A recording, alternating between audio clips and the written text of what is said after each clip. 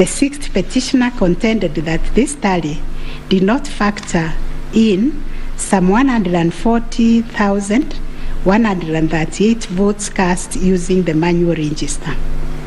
The sixth petitioner computed this number by subtracting 14,326,641 declared votes cast from 14,466,779 generated by the sixth petitioner as representing 65.4% of the voter turnout.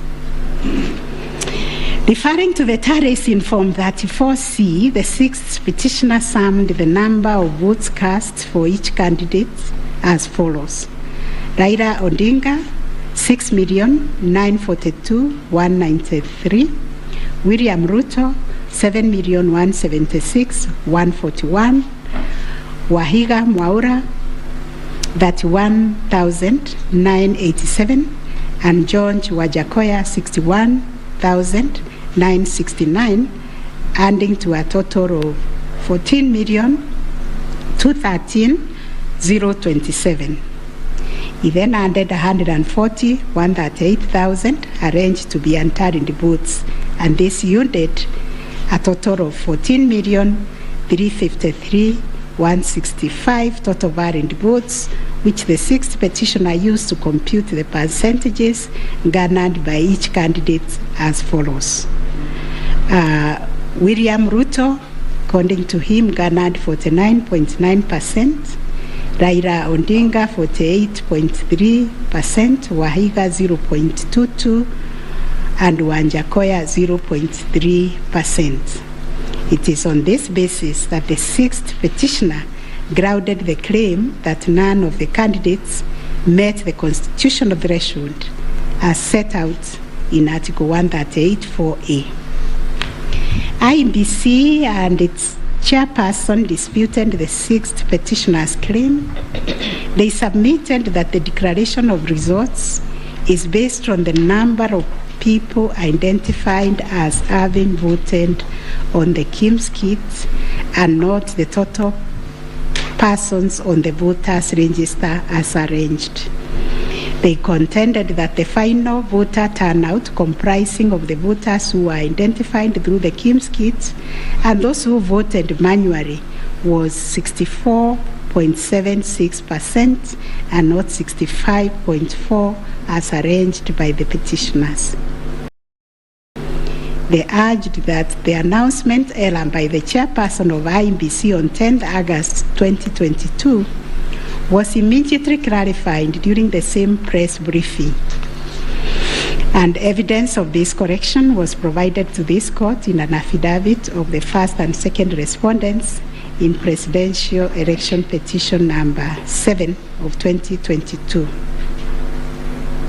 According to IEBC and the chairperson, 14,239,862 voters were identified using the KIMS kit, while 86,889 voters were identified using the printed voter register. Therefore, the total valid votes cast were 14,213,137, while the total number of rejected ballots were 113,614, constituting 14,326,751 total votes cast. They illustrated that the first respondent garnered 7.176,141 votes against 14,213,137 total valid votes cast, yielding a percentage of 50.49 to meet the requisite constitutional threshold for a candidate to be declared president-elect. In the upshot, the percentage attained by each candidate was as follows. Raila Odinga 48.84%, William Ruto 50.48%, Wahiga Mwaura 0.22%, and George Wajakoya 0.43%. IEBC and its chairperson also submitted that the KIMS kits malfunctioned in 235 polling stations, necessitating the use of the printed voter register. In these polling stations, backup KIMS kits were later deployed for purposes of results transmission. The first respondent, in response to the question of 50+1 constitutional threshold, maintained that he attained the threshold under Article 138(4) of the Constitution as elaborated by the IEBC and the chairperson. This court has considered the differing formulas and threshold arguments presented by various parties to this petition, while the first, second, and third petitioners raised pertinent questions connected to this issue. We shall address them together with those of the sixth petitioner, who has addressed and focused on the issue as specifically framed in detail. It must be restated that the case made by the sixth petitioners concerns a data-specific threshold as enunciated under Article 138(4) of the Constitution, that without attainment of which there can be no declaration. This data-specific threshold is what this court declared in John Aaron Mwau and two others versus IEBC and others. Petitions numbers 2 and 4 of 2017, consolidated, referred to as the ultimate yardstick for determining the winner in a presidential context. In Raila Odinga and 5 others versus IEBC, petition number 5, 3, and 4 of 2013, this court asserted that rejected ballot papers do not constitute a vote cast to be included in calculating the final tally in favor of a presidential candidate. We are not persuaded by amicus curiae's brief, that is Law Society, who attempted to persuade us to consider our position on this finding. We reiterate that rejected votes cannot be taken into account when calculating whether a presidential candidate attained 50% plus 1 of the votes cast in accordance with Article 138(4) of the Constitution.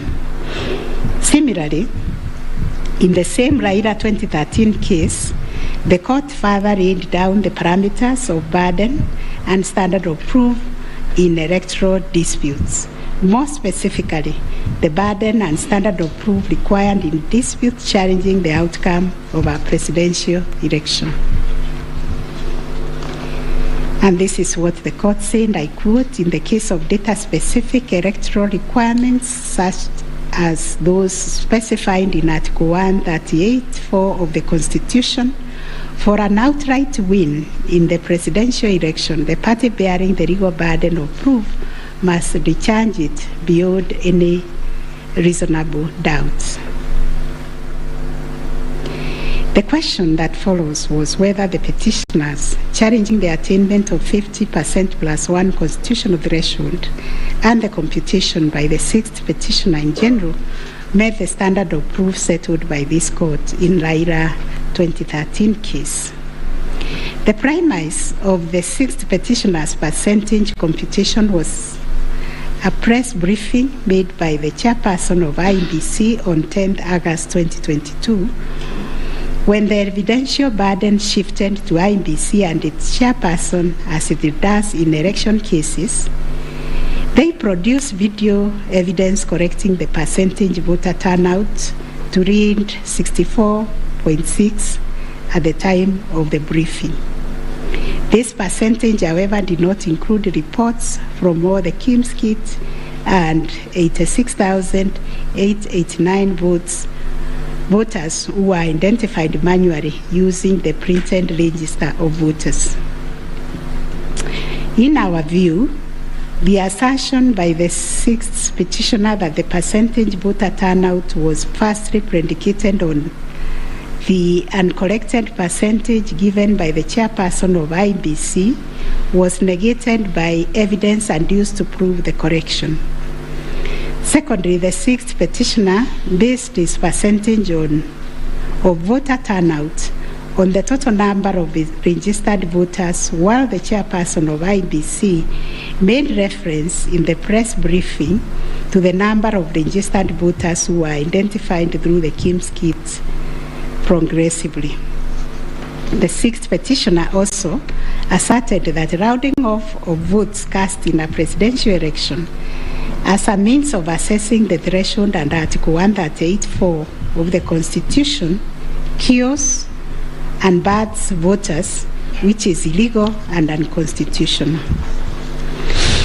We have deliberated on this proposition and found that it is not mathematically sound and that the rounding off done by IEBC and the chairperson was correct. Consequently, we find that the petitioners did not provide a watertight case to warrant the setting aside of the results of the presidential election on the basis of not having met the threshold provided under Article 138(4)(a) of the Constitution. On the voter turnout, therefore, we find that the formula predicated on the number of voters identified through KIMS kits progressively and used by IEBC and the chairperson to generate a percentage of 64.76% was correct. Having settled the issue of voter turnout, we must ask ourselves whether in the making of the declaration, the chairperson of IEBC applied the formula in Article 138(4) of the Constitution, which is total votes cast less rejected votes divided by 2 must always give 50% plus 1 vote. Given the numbers that were presented to us by IEBC and the chairperson, this would translate to 14,213,137 divided by 2 plus 1, which makes 7.106569. The question that must inevitably follow is whether this formula, when applied, will confirm that 7,106,569 votes is less than 7.176,141, which represents the number of votes received by the first respondent. We find that it is, as such, on the basis of the foregoing formula and from the numbers provided by IEBC and the chairperson and the declaration by the chairperson of the president-elect on 15th August 2022, it is our finding that the declared president-elect attained 50% plus 1 of all the votes cast in accordance with Article 138(4) of the Constitution. Issue number 8, on whether there were irregularities and illegalities of such magnitude as to affect the final result of the presidential election. Although the petitioners have provided numerous averments pointing to possible irregularities and illegalities marked by failure of technology, arranged voter suppression, printing and utilization of Book 2 of 2, EU preparation by the IEBC and its chairperson, commission indiscretions, transposition anomalies, agent